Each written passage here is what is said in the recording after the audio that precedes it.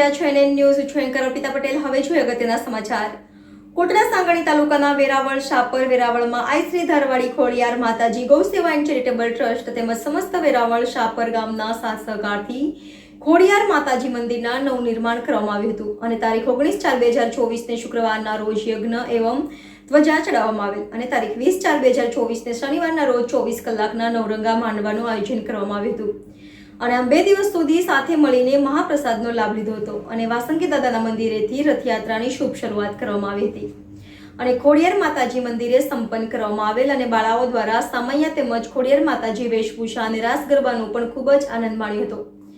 નવરંગા માંડવાના બાદ આમ 2 દિવસના પ્રસંગને પૂર્ણ કરવામાં આવ્યો હતો અને બાલાજી લાઇટ ડેકોરેશન અને બાલાજી સાઉન્ડ સિસ્ટમના સથવારે પ્રસંગને સુશોભિત કરવામાં આવ્યો હતો. રિપોર્ટર મુકેશભાઈ અગ્રાવત, NN ન્યૂઝ, વેરાવળ શાપર.